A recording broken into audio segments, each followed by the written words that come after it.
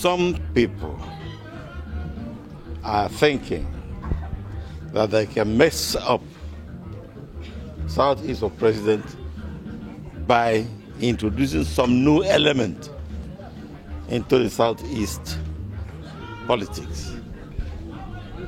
This new element is insecurity. I want to make it clear. Neither the so-called unknown government nor those who are sponsoring them are from the East, not to talk about Southeast. Some people think that by creating insecurity, a declaration of a state of emergency may be made in that area. And if that is not the case, those who want to be president, we make it difficult for them. There may even be no election. That is the conjecture by some people from outside the Southeast. But of course they will fail, because God in heaven already has approved Southeast for president. But we must do our work. We must do the job. So what kind of work are you doing to ensure that this insecurity become a thing of the past in the Southeast? Well, it is not easy. Number one, the elders, Anambra's elders and stakeholders had a meeting at the house of the oldest politician in Anambra, Amechi. The boy is good. We concentrated on the security matter. We are going to have another meeting next week. Again, concentrating on the security matter.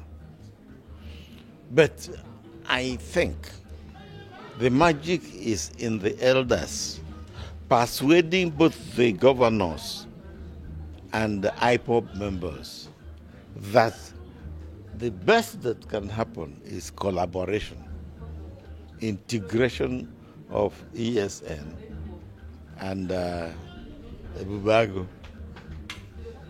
Okay, do you think that's practicable, given the fact that the ESN, they are bent on dismembering the country? The ESN? Yes, that's IPOB. IPOB is not bent on dismembering the country. And I want you to listen to me very well. If you see a child crying and you don't know that he was beaten, what do you do? Will you blame the child? IPOB is crying because we, the people from the Southeast, are being humiliated, marginalized, excluded from things. So the younger ones cannot bear it. But we, the older ones, are looking further ahead, knowing that if we can restructure, things will improve. And that with president in our hand, restructuring is automatic. So the IPOB is not interested in dismembering Nigeria. No. If you reject me as part of you, you allow me to find a place for myself. We are treated like rejected people, as if Nigerian people have rejected Igbo people. But no, it is government. It is government that is doing it. Yep. So how will you substantiate that your father, the government, is actually the external forces to Igbo insecurity? I'm not talking about government and insecurity. Okay. I'm saying that government is pushing the Igbo out of Nigeria, pulling the Igbo down and pushing the Igbo out of Nigeria. That's what the government is doing. Or they are doing it by excluding us from everything.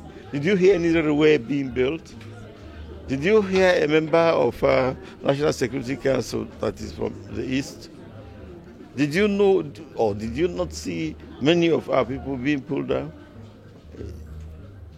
But we have some ministers from the East. The law says, yes, the law says every state must have a minister. So we look at this security. We look at the security apparatus. Who is for the Southeast among the headship of all the security agencies? Among the headship of all the security agencies, who is from the Southeast? To Southeasterners, the message is Onyekwe, Chiekwe. If you say yes, your God says yes. But if you remain in doubt forever, what will happen? Then you are creating negative vibrations. But for Nigerians, my message is appreciation. I want to thank the northern people. I want to thank the western people. I want to thank people from Middle Belt.